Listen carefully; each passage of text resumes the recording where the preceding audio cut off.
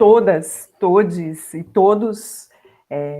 Nós estamos aqui hoje para começar a nossa discussão dentro da primeira jornada do NELCA, que se chama Frente de Luta no Pós-Pandemia, num projeto que faz parte de construção de acervo e, ao mesmo tempo, estratégias de luta nesse momento. A nossa discussão está sempre voltada para a discussão entre neoliberalismos e capitalismos na perspectiva histórica e do tempo presente. E hoje a gente vem com um convidado muito especial, muito caro para a gente, né? Então, muito obrigada, Rodolfo, por você ter aceitado o nosso convite. Eu gostaria de brevemente apresentar o Rodolfo, depois apresentar os membros da nossa discussão hoje do nosso grupo, e aí a gente passa a palavra para o Rodolfo já.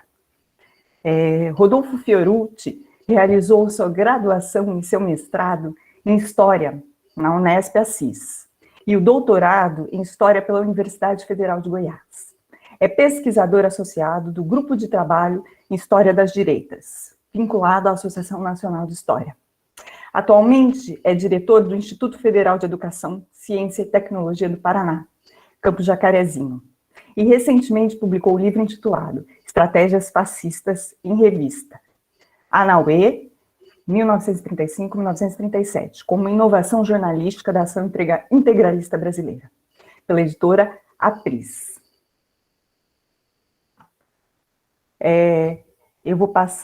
Eu sou professora Rosângela Leite, mas eu não sou a única coordenadora desse grupo de debate. Esse grupo, NELCA, Neoliberalismos e Capitalismos, ele é um grupo de pesquisa e de ação, né, assim como nós entendemos que a pesquisa deve ser, e ele é co-coordenado.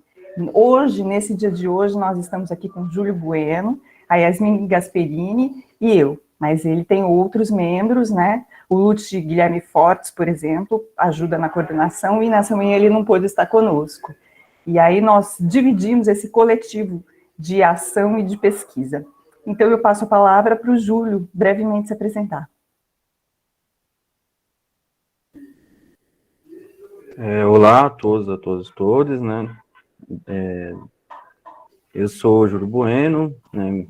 Me formei em História pela Universidade Federal de São Paulo, né? Sou membro do grupo de trabalho História das Direitas da Ampul, né? Também sou membro do Laboratório de Autoritarismos, das Direitas e Autoritarismo da Universidade Federal Fluminense, né? E estou muito contente, né, de estar fazendo esse projeto, né, que visa também perspectivas futuras, né, de engajamento de luta, né?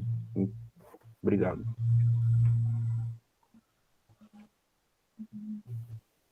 Por favor, Yasmin. Olá a todos e todas, meu nome é Yasmin Gasperini, eu sou graduanda de História na Universidade Federal de São Paulo, estou aí no 8º termo, faço parte do NELCA e é um prazer estar aqui hoje para poder fazer parte dessa discussão, tudo muito novo e espero que seja uma conversa muito divertida, muito tranquila, estou me sentindo honrada de estar aqui hoje. Muito obrigada. Obrigada. Bom, agora eu passo a palavra para você fazer suas considerações iniciais, Rodolfo, dizendo mais uma vez que nós agradecemos ao público que está nos assistindo, agradecemos a você, Rodolfo, por ter aceitado essa empreitada e ter começado conosco. Eu acho que tem que ser muito forte, muito de luta para começar uma empreitada nova de produção de material dentro das lutas, do que nós consideramos lutas relevantes para o tempo presente. Obrigada. Olá a todos e todas. Inicialmente, agradecer o convite, né, para iniciar esse projeto do NELCA junto com vocês e devolver, na verdade, a parabenização, né, pelo projeto, pelo enfrentamento. E quando eu digo enfrentamento, não num sentido militante, mas num sentido acadêmico, científico, que é o que o país cada vez mais precisa, né? Compreender os mecanismos de funcionamento da sociedade brasileira na sua superestrutura, né, econômica, social, política, cultural, que ficou muito claro nos últimos anos que essa falta de compreensão sobre o país pode nos levar a situações bastante complicadas e bastante prejudiciais às pessoas que mais sofrem historicamente dentro do Brasil. Então, é um prazer participar dessa primeira entrevista e poder contribuir com o NELCA e com esse projeto, e estou aqui à disposição de vocês para a gente conversar sobre o que aprouver. Então, essa entrevista foi dividida em 2 grandes blocos. No primeiro, nós vamos fazer questões mais gerais para o Rodolfo Fiorucci, né, sobre sua trajetória e seu engajamento político, e na segunda nós vamos entrar nos temas mais específicos relativos à educação. Então, Yasmin, se você quiser começar, por favor, fique à vontade. Olá, bom dia, professor Rodolfo. Espero que você esteja bem. As minhas questões, como ela falou, são um pouco mais voltadas para o início aí da sua militância, né, no campo da educação. E eu gostaria de perguntar o que te impulsionou, né, para essa militância e desde o início da sua carreira dentro da educação, o que você considera inovador no campo das lutas, né, da inovação, né, na área da educação no Brasil, né, o que você tem vivido, essa sua experiência cotidiana, e o que tem te trazido de inovação, de fôlego, né, para continuar aí dentro dessa luta também, que é importante para a gente poder se aprofundar um pouco mais na sua história, na sua trajetória e nas suas escolhas também, né? E o porquê continuar dentro dessa militância. O que nos dá fôlego hoje? O que motiva, né? As delinquências do mundo. Enquanto houver delinquências, a gente vai ter combustível para lutar. Então, eu acho que vai ter bastante combustível por muito tempo ainda. Mas minha história na educação, ela começa... na verdade, foi um estímulo familiar.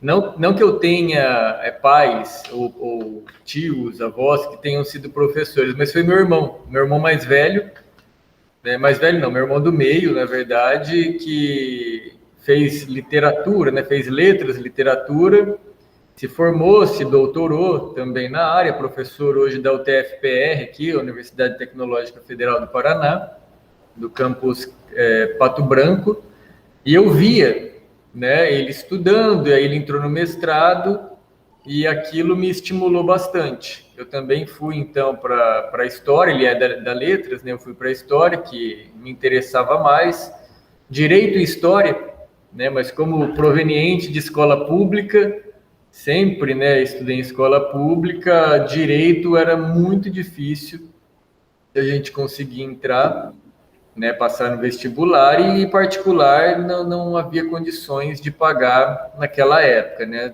para minha família.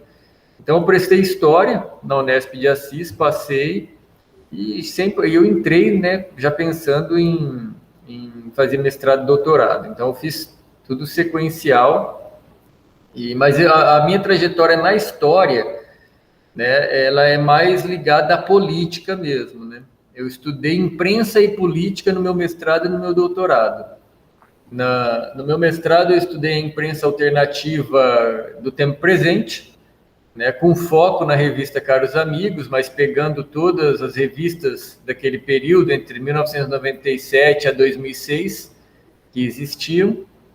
E aí, no doutorado, eu continuei em imprensa e política, mas eu voltei no tempo e fui estudar a extrema-direita brasileira e a imprensa dela, focado também na revista Nauê, que era a principal revista do movimento integralista brasileiro, né, ou da Ação Integralista Brasileira, que é o que se tornou livro recentemente, como você citou. E a minha atuação mais engajada na educação mesmo, ela veio após eu concorrer à eleição do campus para diretor-geral aqui no Instituto Federal do Paraná, campus Jacarezinho, e eu venci, naquele momento e fui reeleito em 2019, agora no final de 2019. Desde daquele momento eu comecei a atuar mais fortemente na educação e atuar num projeto inovador aqui do campus, que foi de modificação curricular, que acabou se tornando uma referência mundial e internacional, né? O campus aqui, ele recebeu prêmios, ele é referência, recebeu o prêmio do MEC, e já existem 2 documentários sobre o campus, por causa dessa inovação curricular, e foi a partir dali, então, de 2016, principalmente, que eu passei a estudar a educação com mais afinco, especialmente educação no mundo 4.0, né, que é esse mundo do século XXI, e isso me permitiu compreender o quão a educação brasileira está defasada e como ela prejudica a sociedade brasileira. Nós mesmos, professores, prejudicamos a sociedade sem nem saber. Então, é nessa linha que eu passei a atuar na educação, no sentido de transformá-la, e especialmente a partir do currículo. Na minha compreensão, se não mudar o currículo, fica difícil mudar qualquer outra coisa na educação, porque é ele que direciona o fazer pedagógico. É o currículo que é a carteira de identidade de uma instituição. Então, se ele é tradicional, se ele é engessado, o processo pedagógico vai ser tradicional e engessado também. É importantíssima essa colocação que você faz, Rodolfo, porque o Instituto Federal te modificou na mesma proporção que você modificou o Instituto Federal. E os institutos federais no Brasil, eles são pilares fundamentais da educação que nós queremos, da forma que nós entendemos a educação, né? E você vai ter mais oportunidade de falar ao longo da entrevista de como isso está sendo combatido, né? E a sua trajetória, ela demonstra claramente, o Instituto e a chegada sua à direção te modifica internamente e, ao mesmo tempo, você vai lá e modifica o Instituto. Esse é o espaço de construção, né, dentro das escolas, das universidades, que nós queremos, né, e que nós entendemos como o viável. Yasmin, você gostaria de fazer mais alguma colocação ou podemos passar adiante?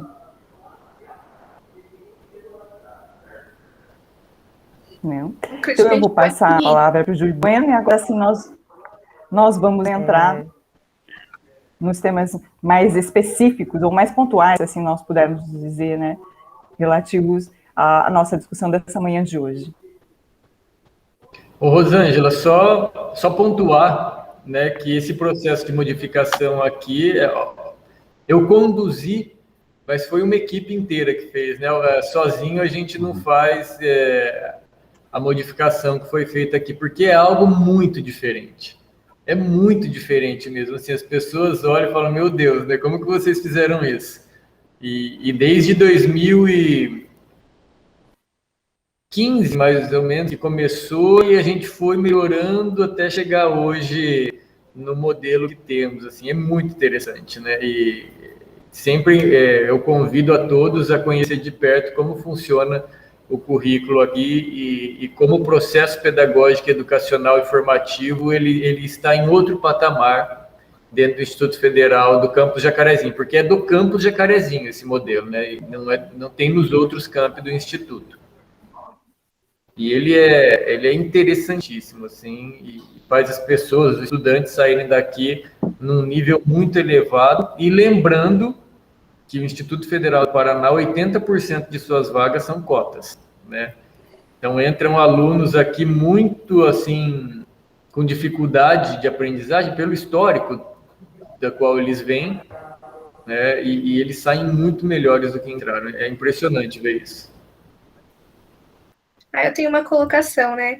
Como foi construir esse processo coletivo, né, para essa transformação o papel da... Desculpa, professor. O processo, ele é político, né? Ele é muito, como tudo na vida, ele é muito mais político do que outra coisa. O que a gente aprendeu aqui é que você não muda um processo pedagógico ou um currículo dentro de um campus, que é uma coisa muito pequena, né? É um campus do interior do Paraná, né? Numa única instituição, num grupo específico de pessoas, para mudar um currículo. E parece pequeno, mas é uma luta gigantesca fazer isso. E imposição de cima para baixo não funcionaria jamais. Como é a reforma do ensino médio, por exemplo, isso não funciona. É uma balela, uma bobagem, não vai funcionar nunca. Aqui foi construído, mas para construir você precisa de muito jogo de cintura, né? Muita política. Então, se me permitem alongar um pouquinho nisso, a gente fazia reuniões de servidor por servidor. Começou com uma equipe anterior à minha gestão e depois eu toquei a implementação mesmo desse projeto. E era reunião com todos os servidores, um por um, explicando o que a gente queria, e aí a gente, selecionou 3 grupos, o que gostou, o que odiou e o que ficou em dúvida. E assim, o que odiou não tinha o que fazer com esse pessoal, não dá para gastar energia com eles. Os que gostaram, legal, eles estão convencidos. Então, a atuação teria que ser no grupo do meio. E a gente chamava de novo, chamava até que a gente teria o número, maioria para votar em assembleia a mudança do currículo. Aí, a hora que a gente viu que teria o número, a gente levou para a assembleia, votou e ganhou e começou a implementar isso. Então, é um processo muito político, que, como tudo na vida, para as mudanças institucionais, se não houver participação coletiva e decisão coletiva sobre o que será feito, a coisa não funciona.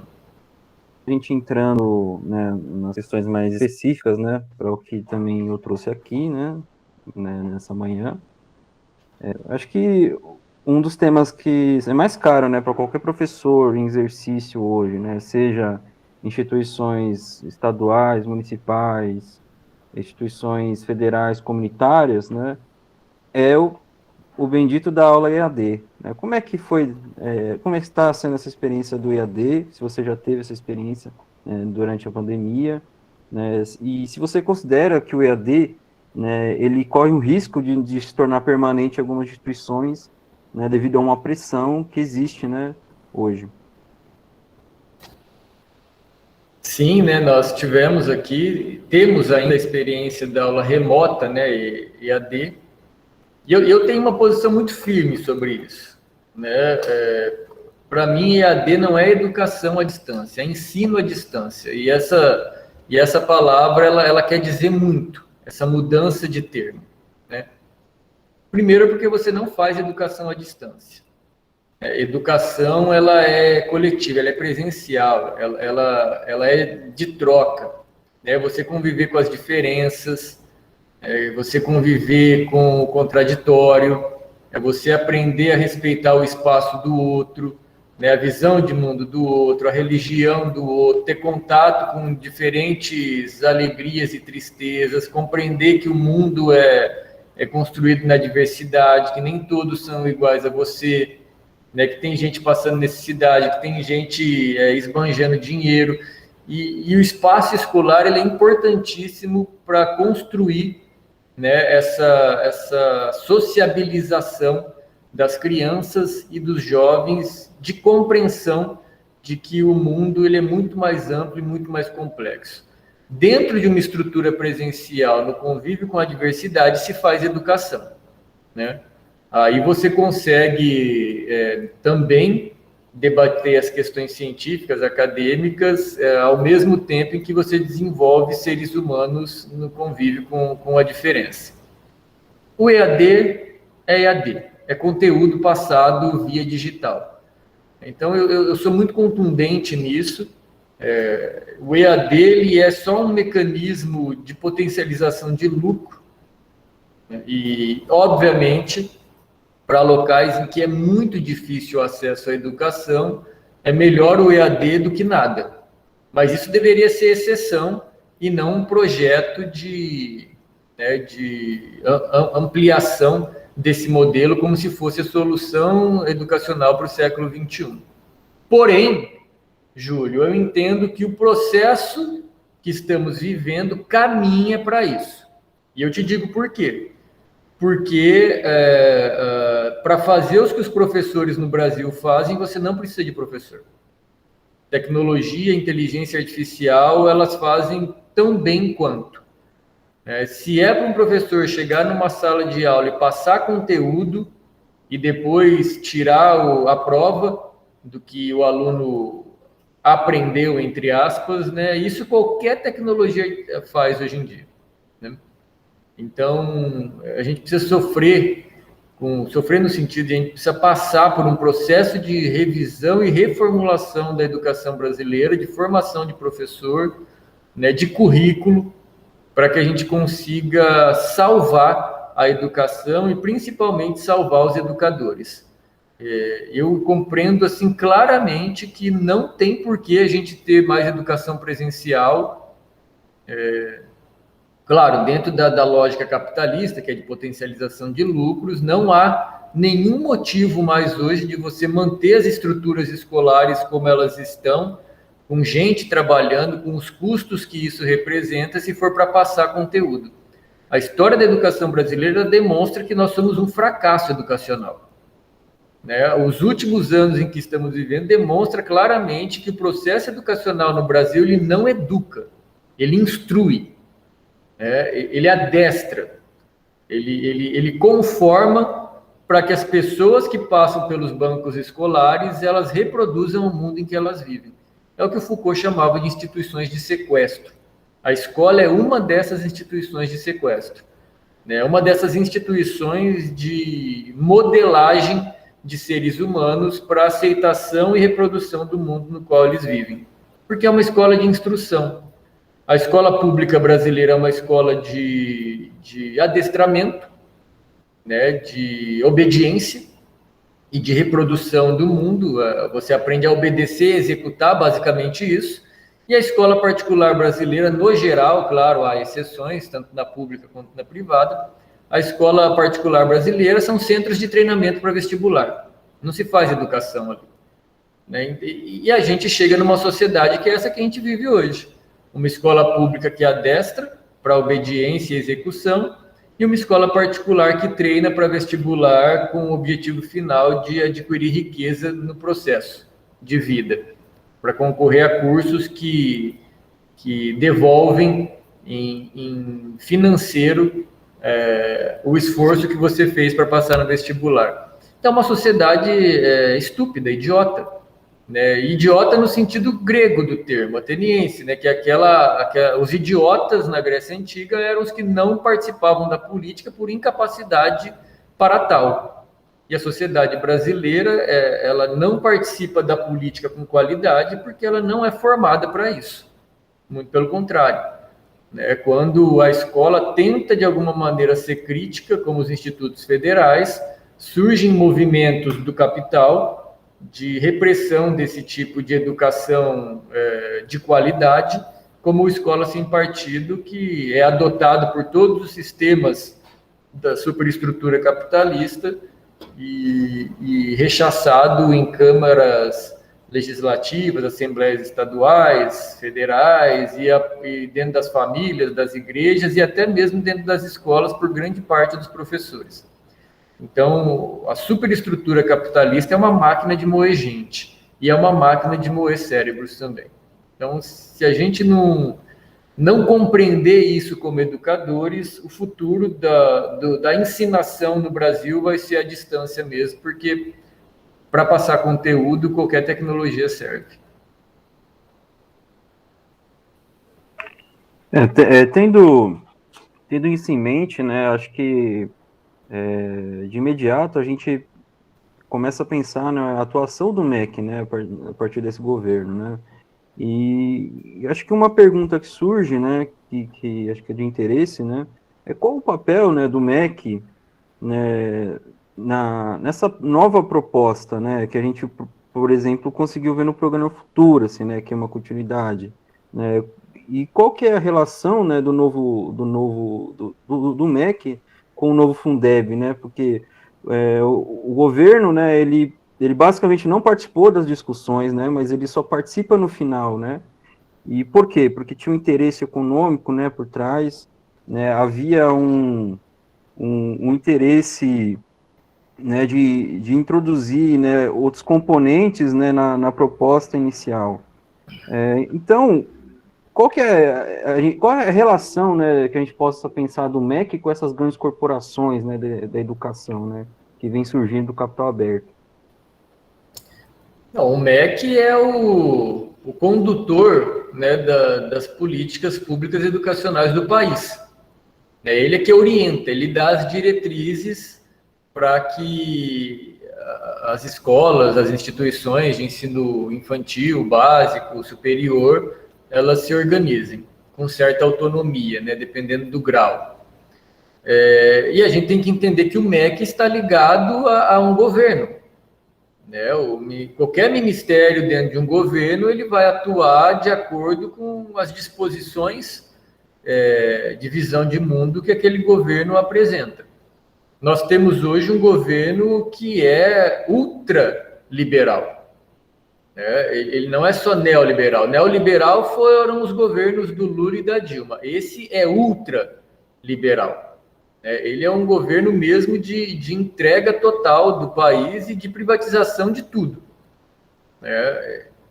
Mas ele é ultraliberal de uma maneira muito superficial, né? Muito, diria até inocente. É muita gente incompetente e intelectualmente limitada tentando implementar um projeto que nem eles entendem muito bem o que é. Eles apenas respondem aos interesses de quem, né, manda no país de verdade, que é o capital. E, nesse caso, especificamente, o mercado financeiro. Hoje nós temos uma disputa, né, entre as elites do país, que é algo que normalmente não acontecia. A elite trabalhava em conjunto para garantir seus interesses. Hoje a gente tem uma disputa entre a elite do mercado financeiro, né, os Faria Limers, que a gente brinca, e o agronegócio. Porque da maneira que o país vem sendo conduzido, é excelente para o agronegócio, né? Nunca se ganhou tanto dinheiro como hoje, mas para o mercado financeiro eles perceberam que o país está economicamente sendo destroçado. Então, para quem atua em ações, banco, né, bolsa de valores, quem ganha dinheiro com especulação financeira, o país está acabando e não vai ser possível mais fazer isso, né? Então, esse MEC, esse governo, ele fica nesse meio sem saber muito bem o que ele faz. E ele vai executando essa lógica indecente da privatização sem controle nenhum. E o MEC atua nisso. O Futurice era um programa de privatização, né, da educação superior, e o Fundeb novo, e até mesmo a reforma do ensino médio, tudo vem nessa lógica da privatização. É muito difícil, óbvio, a gente sabe fazer isso dentro da educação brasileira, um sistema gigantesco, bastante complexo, então eles vão aos poucos introduzindo essas modificações. O Futurice, ele morreu num primeiro momento por resistência das instituições, porque se a gente pega a opinião pública, a grande mídia, que é o departamento de marketing, né, da elite brasileira, a grande mídia é o departamento de marketing da elite brasileira. Ela não comunica, né? Ela não é uma empresa, ela não é de comunicação, ela não presta um serviço público, não. Ela é o departamento de marketing da elite brasileira, especialmente do mercado financeiro, né? E a grande disputa dessa mídia hoje com o Bolsonaro e com o gabinete do ódio é porque ela perdeu o monopólio de construção de fake news. A grande produtora de fake news na história sempre foi a grande mídia, o monopólio empresarial das fake news. Né? O gabinete do ódio disputa hoje com a grande mídia esse monopólio. Né? Então, a gente tem ali uma concorrente, e eles que são defensores do capitalismo, do liberalismo, da concorrência, não sei porque eles estão bravos, né? Eles encontraram uma empresa concorrente de produção de fake news, de manipulação de massas, que é a extrema-direita mundial e brasileira também. E tudo isso está ligado a esse governo que quer construir um tipo de educação que eles nem sabem o que é. É privatizar. Por exemplo, o Fundeb novo, ele já prevê você passar dinheiro público para instituições confessionais e filantrópicas. Né? Então, você tira, por exemplo, da educação pública de verdade, já começa a passar. Se discutiu muitos vouchers, né? Dentro do Fundeb. Esse voucher ele vai ser eterno na discussão do liberalismo brasileiro. Por que voucher? Porque você passa durante séculos, né, décadas, de que o ensino privado, tudo que é privado é melhor, né, e as pessoas passam a acreditar nisso, porque é óbvio, para quem não tem muito mecanismo de compreensão do mundo, um adolescente ou um pai de um jovem, de uma criança, olha para o filho da escola particular, né, para os filhos lá que estão na escola particular, de outros pais, e olha para o seu filho na escola pública e fala, nossa, eu queria aquela educação. Porque ele nem sabe o que é educação, mas ele vê lá que aquela educação, o filho da classe média ou do rico passa no vestibular. E tem a possibilidade de, num futuro, ter uma profissão mais bem remunerada, né? E os deles não vão passar pela estrutura da escola pública, porque a escola pública ela não é montada para passar no vestibular. Então, é muito difícil você passar no vestibular, né? Porque você precisa desenvolver técnicas de prova de múltipla escolha. Então, o que a gente tem no Brasil hoje? Você tem essa escola pública, né, que basicamente só serve para adestrar a gente, e a escola particular para isso, e você vende a lógica de que a escola particular é boa por causa disso. Perceba a deturpação da compreensão de educação no país. As pessoas e todo mundo quer um projeto pedagógico que faça você passar no vestibular. Esse é o objetivo final da educação brasileira, você passar no vestibular. Não é você melhorar, não é você ser educado, não é você compreender a política, a economia, a ciência, não, é passar no vestibular. Toda a estrutura educacional brasileira está voltada para isso, né? Então, você convence as pessoas de que o particular é melhor, então é melhor ter várias escolas particulares que receberão vouchers e seu filho vai para um lugar mais bem elaborado, com profissionais que não são comunistas doutrinadores, que na escola pública são todos comunistas doutrinadores, né? Lá seu filho não vai ser manipulado, não vai ser doutrinado, lá seu filho vai ter uma educação melhor, enfim, toda essa bobagem que a gente conhece. Só que você cria algo muito perigoso nessas tentativas de privatização da educação brasileira, que não é só a educação ruim que essas pessoas vão ter, de aprofundamento das âncoras mentais capitalistas, né, da meritocracia, da individualização, da competição e da busca desenfreada por dinheiro, né? Não é só isso. O impacto político é gigantesco. Porque a partir do momento em que você privatiza a educação, você censura a educação. É só a gente ver nos últimos 3, 4 anos o que aconteceu no Brasil. Eu tenho vários amigos que foram demitidos de sistemas privados de educação porque eles se posicionaram politicamente e tentavam discutir, né, debater política na escola. O Brasil ele tem uma concepção tão equivocada de educação que as pessoas acham que não se deve debater política na escola. Quando, na verdade, qualquer ação humana, e especialmente a educação, ela é política. Não é uma questão de que se ela pode ou não pode ser, ela é política, né? A questão é como você vai tratar isso. No sistema público, é democrático, é amplo, é aberto, não é censurado. Todas as opiniões e análises e ciências cabem ali. Na escola particular, ela é única, é uma visão de mundo. É a visão de mundo capitalista. É a visão de mundo de reprodução do capitalismo, da meritocracia, da busca desenfreada por dinheiro e da compreensão do mundo como o único possível. O capitalismo dentro da escola particular e da pública também, mas da particular é mais, ele é algo como se fosse natural. Para as pessoas, elas não são doutrinadas no capitalismo. Elas não veem doutrinação nenhuma no mundo em que elas vivem. A mídia não doutrina, a escola particular não doutrina, a igreja não doutrina, a família não doutrina, né? As instituições todas não doutrinam, porque elas veem esse mundo como natural. O capitalismo é natural. Ele não é criado. Ele não vai te colocando, né, visões de mundo, âncoras mentais durante sua vida. Não, é tudo natural para essas pessoas. Então, qualquer coisa que tente fazer uma análise crítica desse mundo se torna doutrinação aí, né? Quando, na verdade, é desdoutrinação. Você, na educação, ao fazer o debate político, você está tentando desdoutrinar as pessoas, para que elas compreendam o mundo sem o óculos ideológico que o capitalismo implementou nessas pessoas desde que elas saíram da barriga da mãe.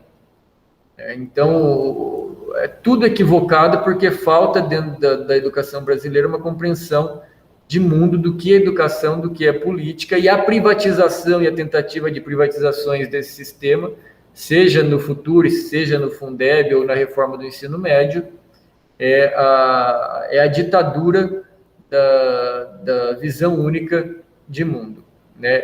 É a eternização do modo de produção capitalista, ou seja, é a eternização do sistema de exploração gigantesco de massas dóceis, que aceitam a chibata no lombo porque foi vendido para elas a esperança de que um dia elas podem usufruir das benesses do capitalismo, mesmo que isso seja impossível no mundo prático. Mas é a esperança de que um dia você possa se tornar um bilionário ou um milionário que faz você continuar defendendo e alimentando esse mundo, né? As pessoas preferem ter a possibilidade de um dia serem milionárias do que terem acesso a comida, educação pública de qualidade, a um teto, mas vivendo uma vida digna, mas sem excessos, né? As pessoas preferem a esperança de um dia serem milionárias e poderem usufruir desse mundo capitalista. Porque é isso que foi vendido para elas dentro da lógica da meritocracia, de que você pode, só basta você se esforçar. É um sistema brutal de moer cérebro, como eu falei anteriormente, né? A gente tem uma luta muito grande, especialmente no grupo aqui sobre neoliberalismos e capitalismos, para decifrar as engrenagens de funcionamento desse sistema, porque ela é brutal e ela é muito bem organizada. Então, estamos aí na luta. Rodolfo, né, tendo em vista, né, a sua colocação, em tempos, né, de discussão, né, da implementação do Sistema S, por exemplo, né, de resgate de políticas educacionais do Milton Friedman, né, em tempos em que ocorre um declínio, né, per capita em educação desde 2015, né, em tempos de estrangulamento orçamentário da educação, né, em que a gente, né, saiu, né, um estudo, né, em que a gente regride, né, em 2018, né, a gente recua para o patamar de investimento de 2012, né, então, como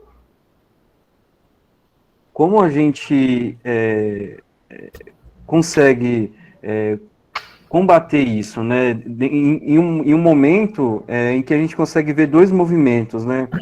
Você tem um movimento em que o governo ele começa a sinalizar, né, de forma mais contundente o ensino cívico, né, através das escolas militares, né, e que a contradição aí está no grau de investimento desses locais, né, que seria um grau de investimento muito altíssimo, né, em comparado, por exemplo, aos institutos federais, e também, né, um movimento, né, de precarização do professor do ensino básico, por exemplo, né, que está acontecendo muito, que é a transformação dele no MEI, né, ele precisa ser um MEI para conseguir dar aula, né, sem direitos algum, né, inclusive, né, nem direitos à remuneração de férias, por exemplo, né.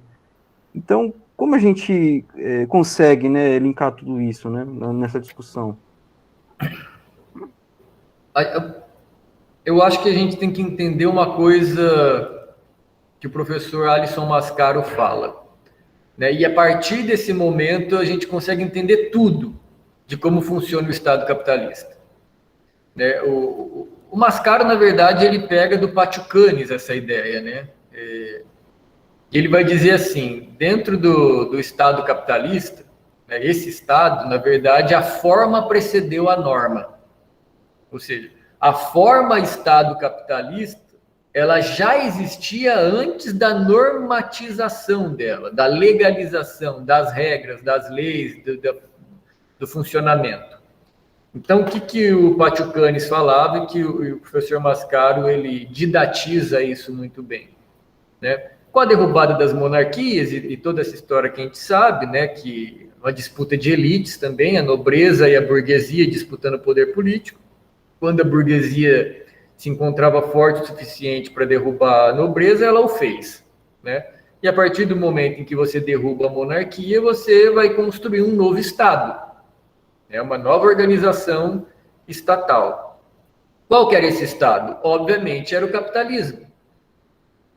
A classe burguesa representava o capitalismo, e embora não existisse uma estrutura de Estado capitalista ainda, né, a forma já estava dada. Então, a forma capitalismo existia antes da norma. Quando eles tomaram o poder, eles passaram a construir a norma do Estado. E a norma do Estado capitalista, ela existe para uma única coisa. Para uma única coisa, que é a manutenção do processo de reprodução, acumulação e concentração do capital. Todas as estruturas do Estado capitalista existem para manutenção desse processo de reprodução, acumulação e concentração do capital. Então, o Estado, os poderes, o sistema de justiça, o Ministério Público, as polícias, a escola, né? E aí as igrejas, a mídia, toda essa superestrutura do Estado capitalista funciona para manutenção do processo de concentração de renda na mão de poucos, tá? A partir do momento que a gente entende isso, a gente começa a entender as políticas que são exercidas dentro do Estado capitalista. Quando a gente fala em corte de orçamento para a educação ou qualquer outra área, não necessariamente isso significa um ataque à educação, um ódio à educação. Embora nesse governo, sim, eles odeiam, né? E isso não é uma crítica militante, boba, não. Isso é claro na fala deles, né? Eles odeiam a educação, eles odeiam a ciência. Eles odeiam os professores. Então, há uma atuação mais militante do governo sobre essa área. Mas a gente sabe que houve cortes em quase todos os governos. Não é necessariamente um ódio à educação ou uma ideia de destruir a educação. Tá? Não. É apenas um mecanismo necessário para que você mantenha os processos de saque do Estado brasileiro para o bolso de meia dúzia de grandes capitalistas, né? Então, é necessário cortar a educação, é necessário cortar saúde, é necessário tirar a verba do meio ambiente, é necessário porque se você não faz isso, os processos de reprodução, acumulação e concentração do capital, eles se dissolvem. E a classe beneficiada do Estado capitalista para de se beneficiar do Estado capitalista. Então, quando vem a crise de 2008, por exemplo, nos Estados Unidos, e que vai se espalhando pelo mundo e chega no Brasil, embora boa parte da crise no Brasil tenha sido intensificada artificialmente no Congresso Nacional para derrubar a Dilma, tá? Mas chega a crise. Tá? Aquele processo de acumulação de capital e concentração que o Brasil se tornou passa a ficar ameaçado devido ao não crescimento da economia brasileira. O que esses caras que mandam, os donos do poder, que são os donos do capital, precisavam fazer? Eles precisavam, então, reproduzir esse discurso de que o Estado é corrupto, de que o Estado é caro, de que o Estado não funciona, que o privado é melhor, e toda essa balela que a gente já conhece, historicamente reproduzida, tá? Mas de maneira mais intensa, para justificar a diminuição do investimento público, para justificar o ataque ao servidor público, tá? Para justificar, portanto, a diminuição dos gastos do Estado para a manutenção de uma sociedade minimamente digna, tá? Para que você consiga tirar os parcos recursos que sobram públicos para ser distribuído em todas as esferas do país, para você desviar o rio dos recursos para o bolso desses caras. É daí que você começa a ter, portanto, esses projetos absurdos, tanto em esfera pública quanto privada, que é o teto de gastos, que é a reforma da Previdência, né, que é a destruição dos direitos trabalhistas, que é agora a reforma administrativa, que vai acabar com o serviço público. Então, não necessariamente esses caras odeiam o serviço público. Não é isso. Eles amam dinheiro. Se eles precisarem destruir o que é público, tirar dinheiro da educação, tirar dinheiro do meio ambiente, tirar dinheiro do Estado, tirar dinheiro dos projetos de políticas públicas sociais, eles tiram. Porque o Estado capitalista ele é normatizado para garantir o processo de reprodução, acumulação e concentração de capital. E eles vão se valer de todas as esferas e recursos que eles têm para que isso continue. Se for necessário destruir um país, se for necessário jogar milhões na miséria, eles farão isso. Porque eles não abrem mão de continuar a acumular dinheiro e, consequentemente, poder. E, eventualmente, eles precisam se valer da faceta mais autoritária do capitalismo para garantir isso. Né? Porque o fascismo ele não é uma opção ao capitalismo, como ele foi vendido lá nos anos 30 e 40. Não. O fascismo e o nazismo, eles foram e são, até hoje, uma ferramenta do capitalismo. Nos momentos em que o capitalismo, por sua própria natureza, entra em crise, né, porque a especulação e essa exploração desenfreada, ele leva o capitalismo a ciclos de crise, né, periodicamente. Então, nesses momentos de crise do capital, a faceta autoritária do capitalismo, ela aparece. E eles, então, se valem ou de movimentos fascistas ou neofascistas na atualidade, ou ditaduras abertas, tá? Para garantia do mesmo processo que a gente acabou de falar: reprodução, acumulação e concentração do capital. Se eles precisarem partir para o fascismo, eles partem. Se eles precisarem partir para a ditadura, eles partem para a ditadura, tá? Porque o movimento é sempre de concentração de capital, tá? Então é isso que acontece, que a gente precisa entender dentro dessas políticas que você fala, Ju. Não é necessariamente algo ideológico no sentido de odiar a educação.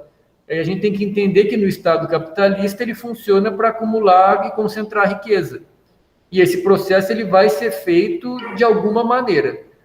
Se o país entra em crise, vai se destruir a sociedade para que isso continue.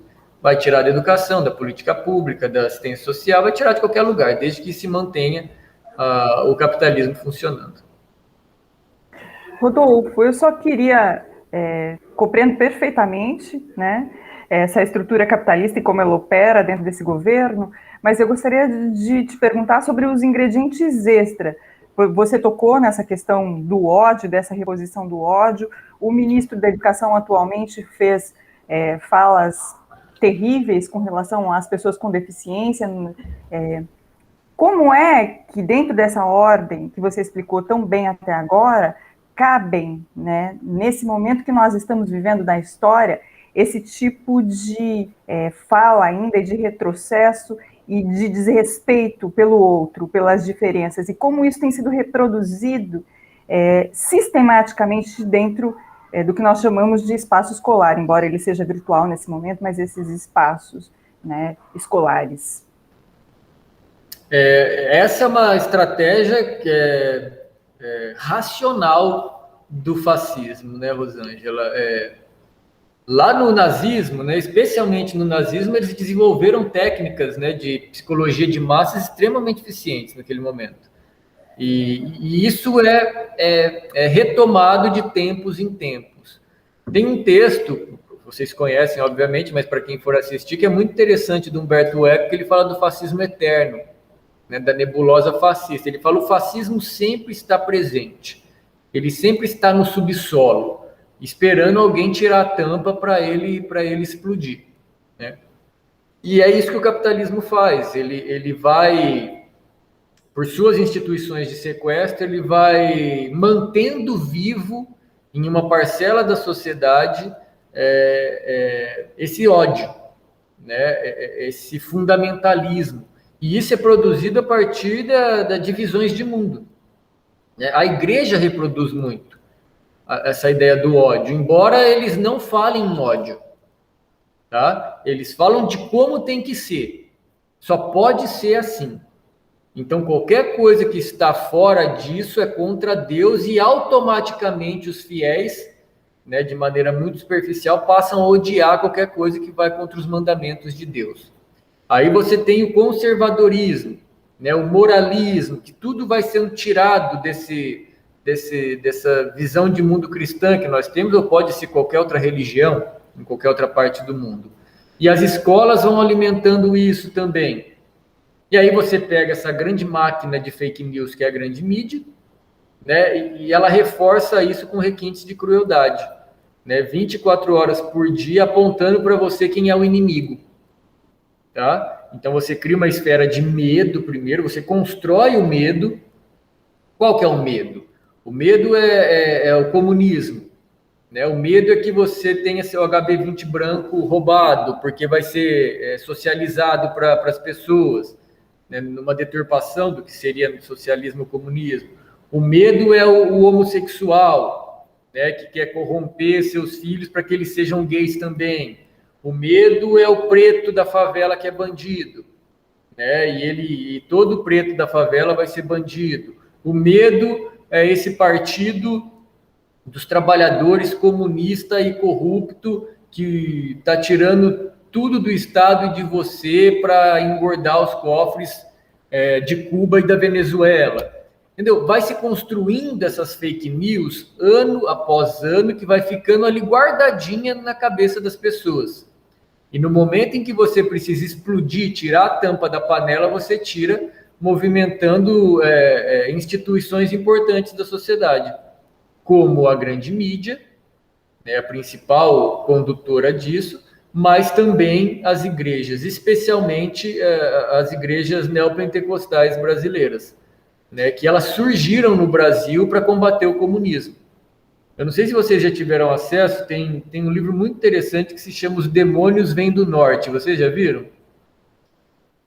Esse livro, ele conta como essas igrejas neopentecostais vieram para o Brasil.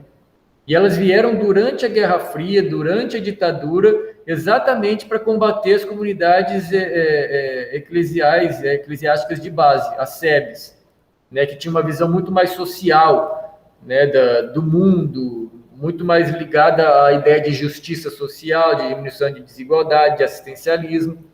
Então, pastores foram enviados ao Brasil ou treinados aqui no Brasil pelas igrejas pentecostais americanas e vieram com o objetivo de reproduzir o ódio ao comunismo, como se fosse o comunismo um grande perigo, né, num período de Guerra Fria, num período de final de ditadura.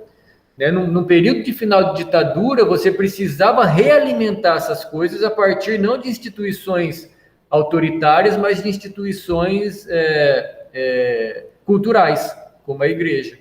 Tá? Então, eles vão sempre encontrando essas instituições de sequestro para manter esse medo eterno do comunismo, da esquerda, do gay, da mulher, do preto, e no momento em que você precisa injetar a adrenalina para esse ódio acender e aflorar, eles injetam. Foi o que eles fizeram nos últimos anos, que resultou no Bolsonaro. O objetivo não era o Bolsonaro, o objetivo não era destruir a educação, o objetivo era garantir que os endinheirados do Brasil e de fora do Brasil continuassem a encher seus bolsos se valendo do Estado brasileiro, da população brasileira e das pequenas e médias empresas brasileiras, né?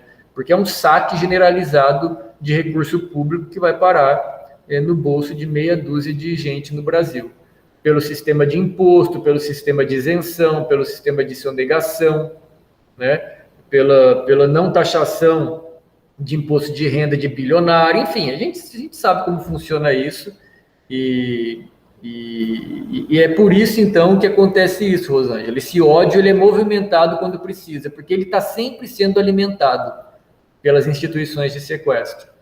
E aí vem a grande mídia e dá aquela batida final para que as pessoas estourem, assim, encontrem o inimigo real e lutem contra esse inimigo real com medo de ter sua vida mudada ou piorada. Pessoas que já têm a vida péssima, elas ficam com medo de ainda piorar o que elas vivem. Então, elas lutam pela manutenção do sistema. É uma tragédia.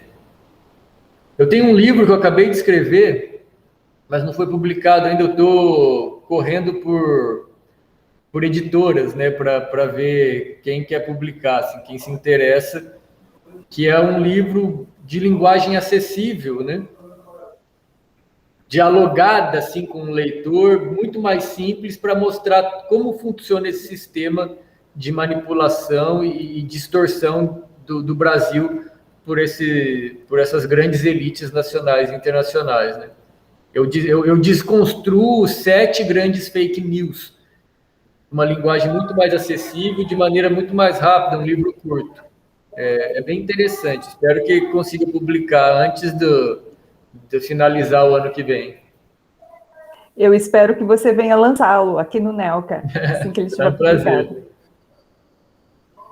Rodolfo, né, voltando, né, à questão dessa lógica, né, do capital, né, em que o capital ele transforma a educação em gasto, né, não em investimento, e a atuação, né, da indústria cultural também, né, como você comentou, a gente entra num tema que é a precarização do professorado, né, do trabalho do professor, né, as condições de se exercer isso, né, desde professores que têm que comprar o próprio giz, né, da lousa, né, até a professores, né, da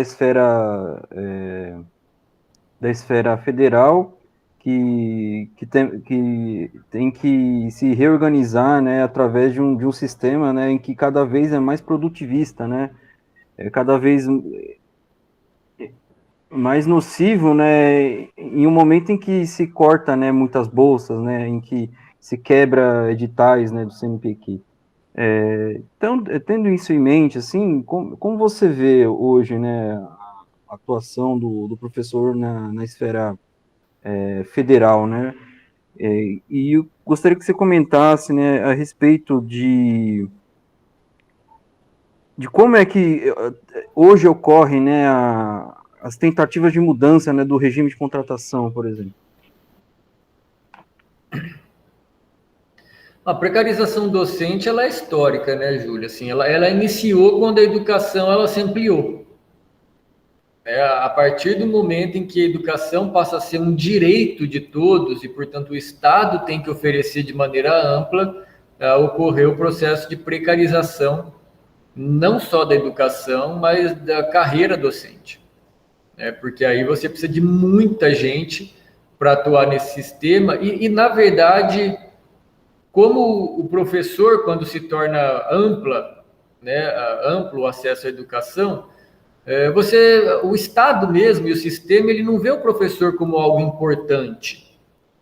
Porque a educação pública brasileira, que é uma educação de um Estado capitalista controlada pelos capitalistas. Então, a educação pública brasileira, ela é de adestramento e sempre foi. Você não precisa de profissional bom para isso. Tá? De profissional mesmo especializado, muito bem formado. Você precisa de gente para ir lá reproduzir o sistema só. Tanto que o Brasil ele tem um processo muito maluco, que são esses currículos, né, engessados. Então, todo mundo que entra dentro de uma escola, o professor e o estudante, eles só são executores. Já está tudo pronto.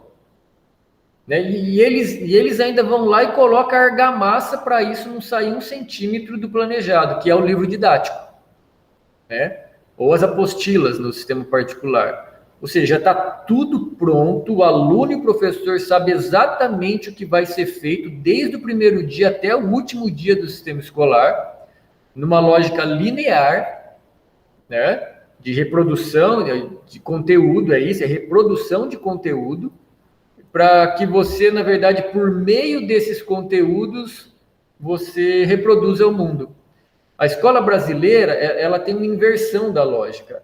O objetivo da escola brasileira são os conteúdos e não a educação. O objetivo da escola brasileira é cumprir conteúdo, não desenvolver aprendizagem. A aprendizagem, ela é uma consequência que pode ou não acontecer.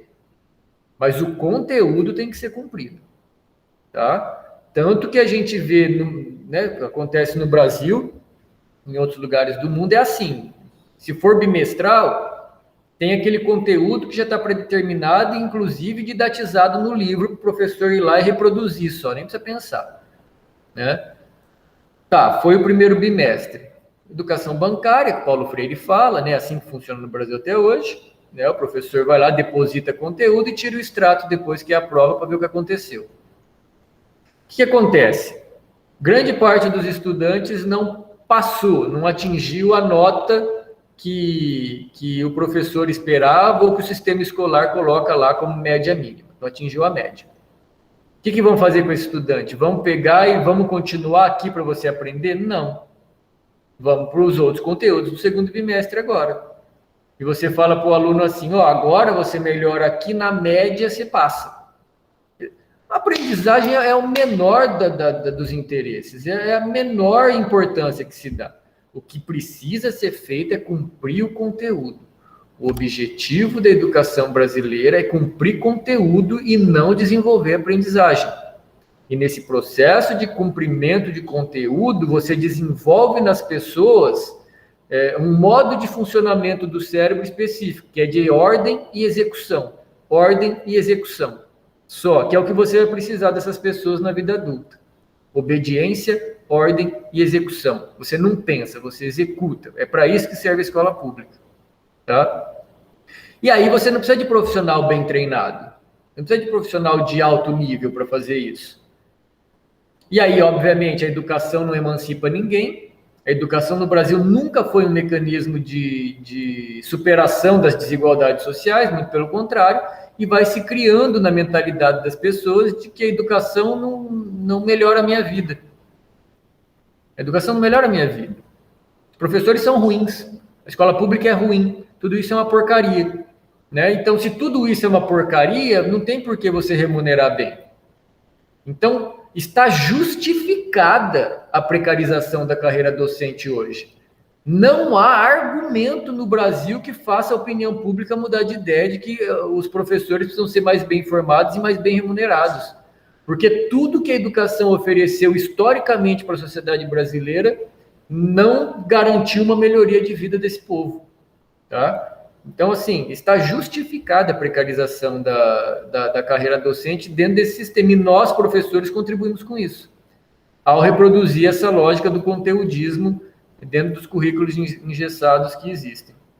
E no âmbito da educação superior, das bolsas, né, isso está muito ligado ao governo que nós temos. E ao grupo que botou as asinhas de fora, que especialmente é o agronegócio.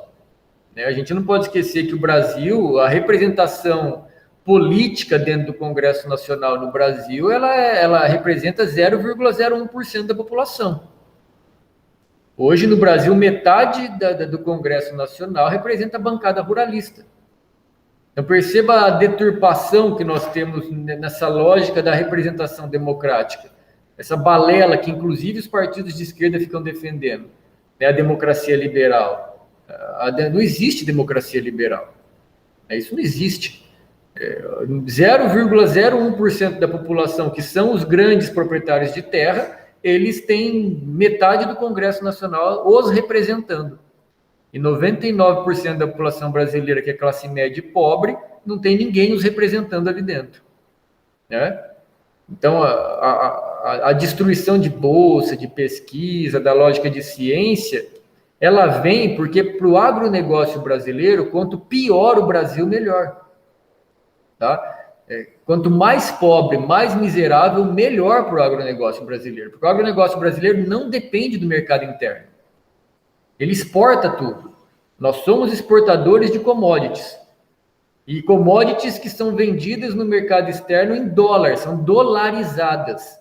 Então, quanto mais desvalorizada a moeda brasileira, que é consequência da sua crise econômica, né, melhor para o agronegócio que vai vender em dólar e vai gastar em real aqui dentro. Aí eles vêm com esse discursinho, mas os insumos são em dólar também, então não tem nada a ver. Balela. Né? Parte dos insumos vem de dólar, mas a estrutura toda que eles utilizam é interna. A mão de obra é interna, a energia interna, aí eles têm todos os caminhoneiros aí à disposição, cobrando fretes baixíssimos, porque está todo mundo sem trabalhar. Então, assim, o potencial de lucro com uma economia quebrada e com um dólar alto para o agronegócio, que é quem manda no Brasil, é ótimo. E aí você pega um governo que é a representação desse Brasil rural, desse Brasil ignorante, né, desse Brasil explorador, desse Brasil colonial ainda, e aí você tem o pior dos cenários. Né? Você tem um executivo que representa a truculência colonial do agronegócio, e o mandatário maior é a representação dessa ignorância, e você tem metade do Congresso Nacional que representa essa bancada. Então, dentro dessa concepção que a gente falou anteriormente, as bolsas são cortadas, o CNPq, a CAPES e as fundações estaduais, não necessariamente porque eles falam que não tem que ter bolsa para a ciência. Não. É porque os recursos brasileiros têm que estar voltados para outra coisa. E a bancada ruralista que manda no Congresso vai votar tudo que for contra essa ideia de ciência, educação, de desenvolvimento, porque eles não querem o Brasil desenvolvido, para eles não interessa. Então, para a gente começar a tentar mudar o que a gente vive, a gente precisa primeiro entender como funciona. E aí a gente está aqui discutindo, né, eu como professor na educação, como a gente vai minimamente explicar para as pessoas como funciona se a educação brasileira é voltada para passar conteúdo só. Se a educação brasileira acha que não pode se debater e entender política dentro do sistema escolar. Então, é um processo de reprodução ad eternum das delinquências do mundo capitalista, que são endossados pelos açoitados diuturnamente pelo chicote do capital. É uma tristeza. Muito obrigada a todos e todas que acompanharam essa entrevista até agora. Ela está bastante interessante e profunda. Nós vamos agora para os encaminhamentos finais e para as discussões finais. Então, a gente já deixa aqui o nosso agradecimento ao Rodolfo, né, ao nosso grupo de trabalho e a todos e todas que acompanharam a entrevista até agora. Júlio. Então, né, Rodolfo, já encaminhando aqui, né, para o final da nossa entrevista, eu acho que a revista Ângelos Novos da USP, né, ela traz um tema muito importante, né, na sua edição do ano passado, né, que é a autonomia universitária, né, e que ela, frequentemente, ela está sendo atacada, né, desde a Lava Jato Educação, né, do Weintraub, né, a tentativas de cobrança de mensalidade da pós, né, a interferência de interventores, né, na ação democrática, né, de escolha da comunidade acadêmica, inclusive pela lógica do capital, né, de que só pessoas ricas, né, podem ocupar esse espaço, né. E inclusive, eu coloco até a questão do regime de contratação, né, porque começa-se a não ser interessante ser professor universitário, né, a não ocuparem esse espaço por todas as vagas basicamente estarem vinculadas a cargos que não serão efetivados, né, de contratos temporários, né. Então, eu queria saber qual que é o papel, né, da autonomia universitária, né, na sua visão. Bom, a autonomia universitária, ela é condição sine qua non, né, para que ocorra o desenvolvimento científico e tecnológico do país, em todas as suas áreas, humanas, exatas, biológicas, tecnológicas, enfim. Porque é dentro da autonomia que uma instituição que existe para isso, né, que é para o desenvolvimento da ciência do país, né, ela consegue decidir quais são os melhores caminhos para que isso aconteça. A autonomia universitária ela foi criada para não ter intervenção política, né, dentro da universidade pública, porque você precisa trabalhar dentro de uma concepção racional e científica para o desenvolvimento dos trabalhos dentro da universidade, né, e não com intervenções políticas. E a gente passa por um processo nos últimos anos de desconstrução disso. Esse espaço de autonomia e de debate criou pequenos nichos de discussão sobre o mundo em que a gente vive, sobre o mundo do capital brasileiro. E esse pequeno nicho, que é quase irrisório, nem arranha o sistema, já incomoda os donos do poder. Por isso que eles passam a atacar a autonomia universitária, e não só a autonomia universitária, a autonomia da prática docente como um todo.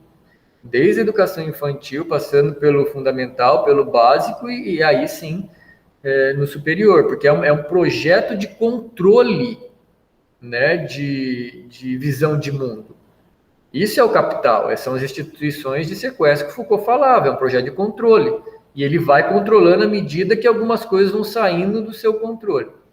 Alimenta ódio, acusa todo mundo de comunista e doutrinador, e aí você tem a opinião pública necessária para você ir desmontando esse sistema da autonomia universitária, né? Que ocorre não é só universitária, mas em todas as esferas, tá? Então é isso, a gente tem um movimento de consequências de um processo de destruição institucional do Brasil. Tá? Aquele processo de destruição institucional, né, que vinha dos governos do PT, do Lula e da Dilma, né, para que o capital conseguisse se reproduzir, se acumular e se concentrar, eles precisaram destruir aquilo. Né, porque dentro daquele sistema eles não estavam conseguindo retomar as rédeas totais do processo. Então, eles destruíram com influência americana e respondem hoje a essa influência americana. É muito interessante a gente notar, Júlio, por exemplo, que foi após a crise econômica dos Estados Unidos que as revoluções coloridas passaram a acontecer no mundo, né? Isso está claramente já demonstrado em estudos no mundo inteiro, inclusive no Brasil. E essas revoluções coloridas, elas existiram dentro dos países, e curiosamente dentro dos países produtores de petróleo, né? Elas ocorreram para desestabilização política dessas nações, para que os Estados Unidos conseguissem entrar mais livremente e usurpar as riquezas nacionais. E aí entra no bolo tudo, né? Autonomia universitária, educação, ciência, tudo que você pode imaginar. É só a gente ver, por exemplo, Síria, né, o norte da África todo, Líbia e por aí vai, que é toda produtora de petróleo. A Síria foi descoberta em 2010, nas colinas do Golão, uma grande reserva de petróleo ali. O Brasil com pré-sal em 2008. A Venezuela, a maior reserva de petróleo fora do Oriente Médio do mundo, né? Então, perceba que foram nesses locais que ocorreram as revoluções coloridas, né? Que usaram dos algoritmos, da tecnologia da informação disponível, que valeram das grandes mídias das localidades fazendo seu papel de representantes do grande capital e dos Estados Unidos. E aí, no Brasil, o principal elemento disso foi o MBL, o Movimento Brasil Livre. Eu não sei se vocês sabem a história do MBL. Os fundadores do MBL, eles são provenientes daquela think tank americana que é a Students for Liberty, Estudantes para a Liberdade. O Kim e todo aquele pessoal lá foi formado na Students for Liberty.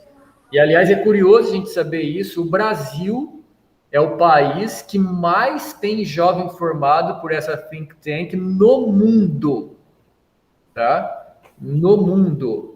Se você pegar todos os jovens formados pela Students for Liberty da Europa e da África junto, dá menos do que tem no Brasil. Tá? Todos os institutos liberais que a gente tem no Brasil estão ligados à Atlas Network, que é a incubadora de think tank americana.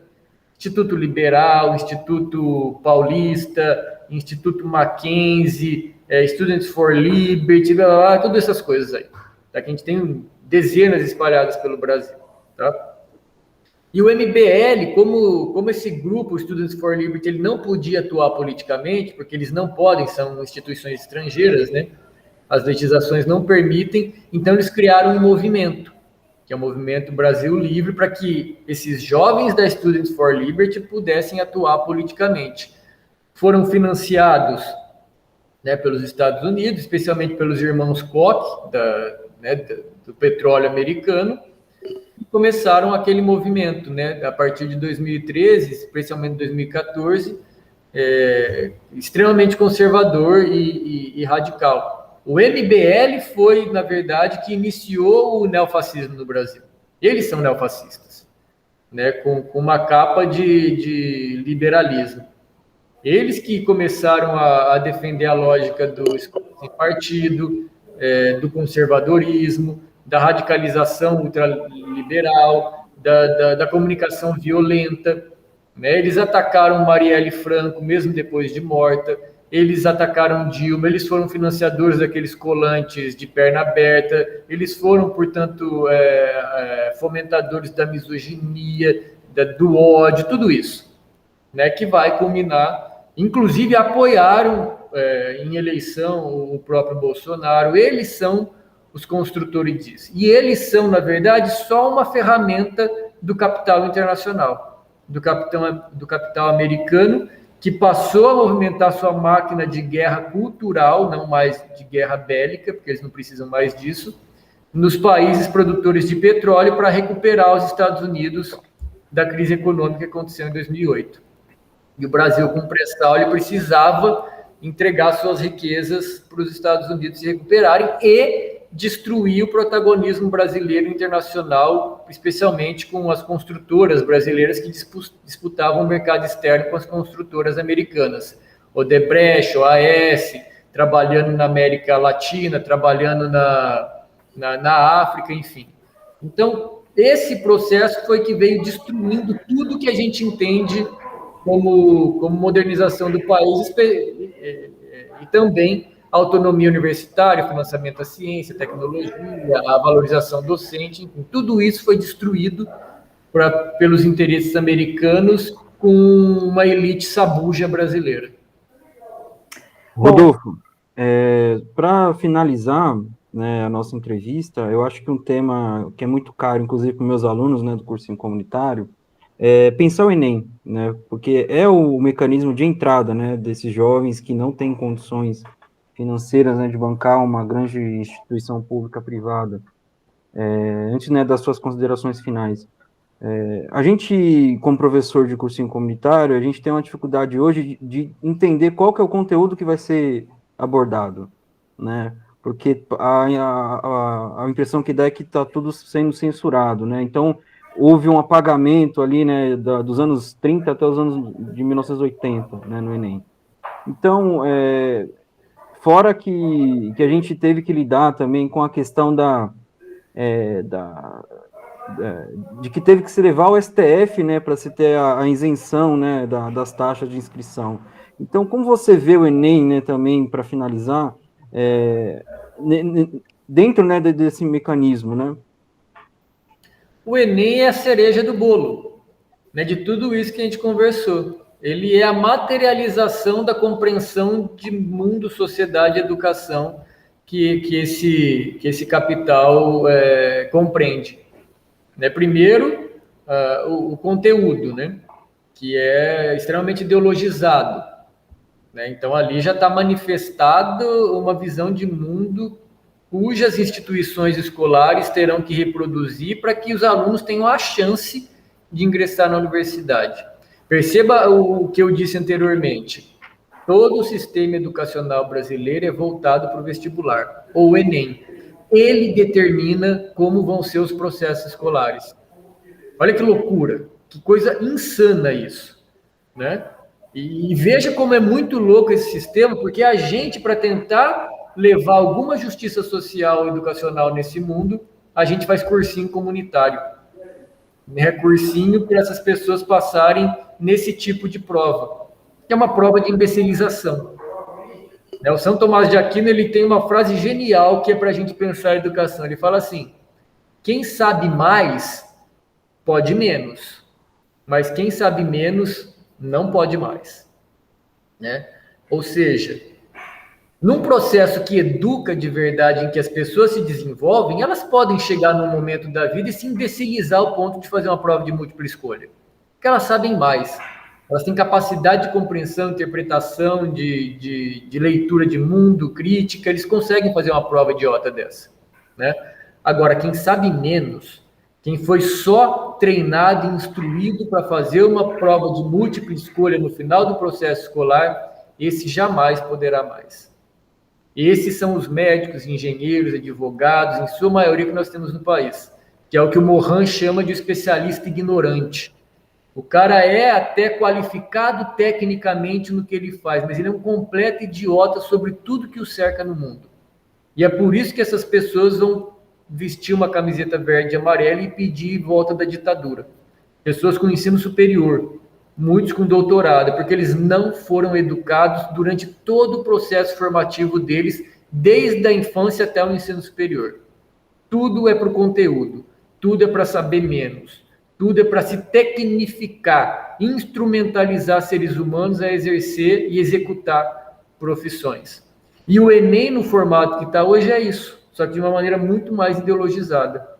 E quando eles tiram a isenção, é a manifestação clara do que é esse governo. Né? É o governo Caco Antibes, que odeia pobre. Né? E que pobre não precisa mesmo estudar. Num país destruído economicamente, veja que tem alguma lógica nisso. Num país em que eles destruíram economicamente, com altíssimo desemprego, com 800 mil empresas fechadas no último ano, tá? Não tem indústria, a indústria brasileira se dissolveu. Então, por que você vai precisar de gente formada e educada? Tem lógica nessa proposição deles. Não tem porquê, não tem emprego para as pessoas. E não vai ter. O século XXI é conhecido como a sociedade dos inúteis. A máquina, a automação, a inteligência artificial, a internet das coisas, ela vai substituir grande parte do trabalho realizado por seres humanos. Pela primeira vez na história, nós temos a maioria do trabalho executado no mundo sendo feito mais por máquina do que por ser humano. Primeira vez na história. E o processo de automação e de inteligência artificial, ele vai tomar o que a classe média, o que a classe trabalhadora enfrentou no século XX.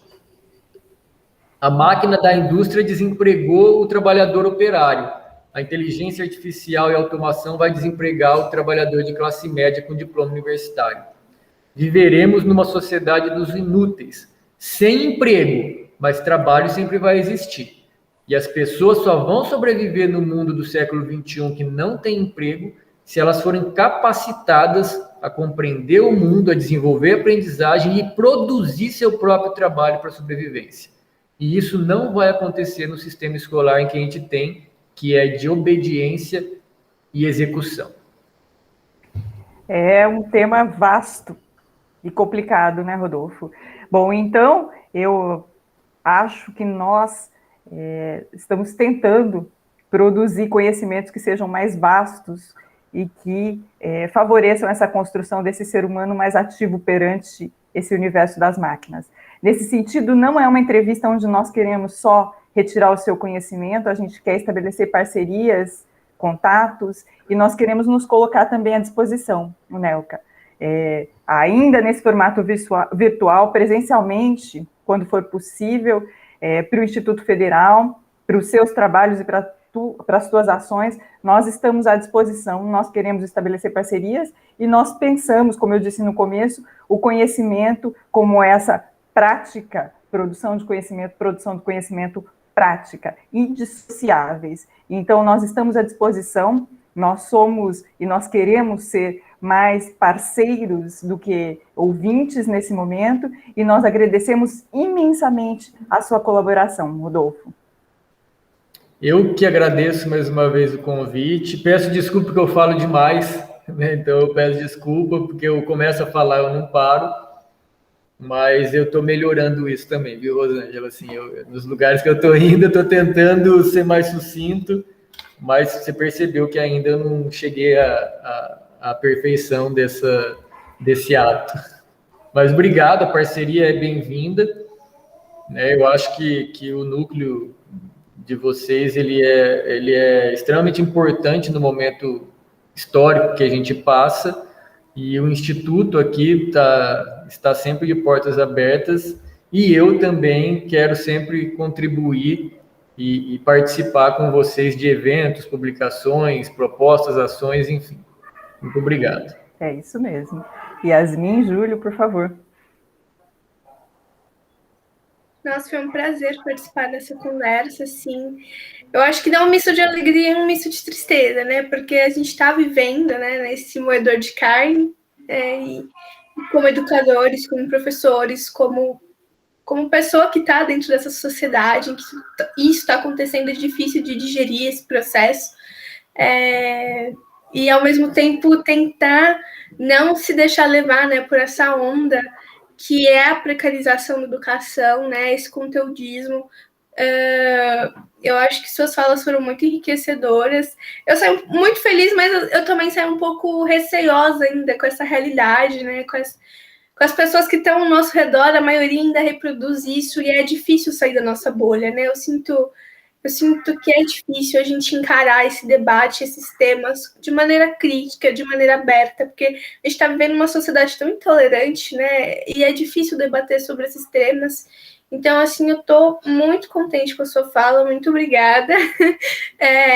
Eu acho que só tenho a acrescentar o que você disse, assim, é super importante mesmo a gente fazer essa reflexão, ainda mais porque eu particularmente sou nova, né? Tô chegando nesse mundo aí da educação e como chegar na sala de aula e gerar essa transformação, né? Porque eu acho que nós somos a transformação que nós queremos no mundo, apesar de todos os pesados de estarmos dentro do sistema capitalista, né? De temos que trabalhar minimamente para sobreviver, ainda mais sendo professores, é um desafio muito grande a gente levar essa mudança, né, para a nossa sala de aula, né, ali para trabalhar com os nossos alunos.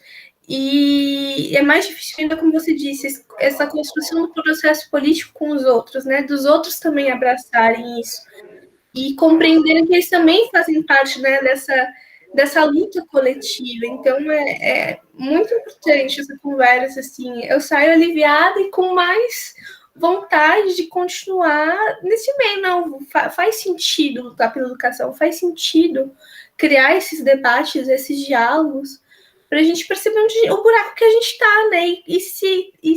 E como sair, ou minimamente melhorar essa situação, né? Eu acho que, nossa, eu tô extasiada. Muito obrigada.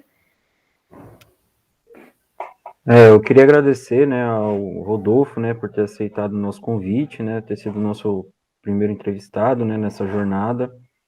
E a fala, né, do Rodolfo mostra, né, o quanto o capital, né, enquanto ele bate que nem uma marreta, né, na nossa cabeça, a gente precisa resistir e enfrentar, né. Não adianta a gente também fugir disso, né. Então, o grupo, né, o nosso coletivo, ele representa isso, né, representa uma forma de resistir e agir, né. A teoria e a prática, elas são necessariamente ligadas uma na outra, né, uma sem a outra é vazia, né. Então, muito obrigado, né, pela participação.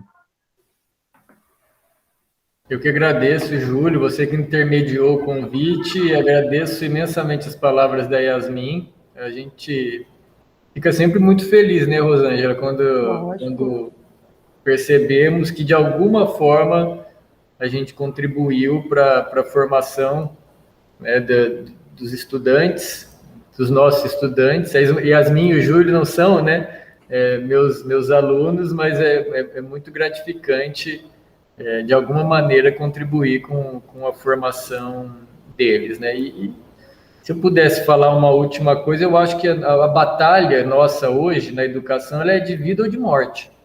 Não se trata mais apenas de vou ou não vou fazer educação, ou não, já vem pronto e eu só vou executar, porque era uma opção que a gente tinha, sempre foi. Né? A gente podia só receber o sistema como ele é, ir lá e executar e pronto, falar, não tem nada a ver com isso, não fui eu que criei isso. Mas no século XXI é uma batalha de vida ou de morte. Ou a gente muda de fato e passa a produzir educação, ou a nossa carreira vai desaparecer. Não precisará mais existir professor. Então, hoje, a batalha pela educação é uma batalha de vida ou de morte para os educadores do país. Não é mais só uma fala genérica, assim, nesse que eu posso ou não posso agir para mudar. Ou age ou some.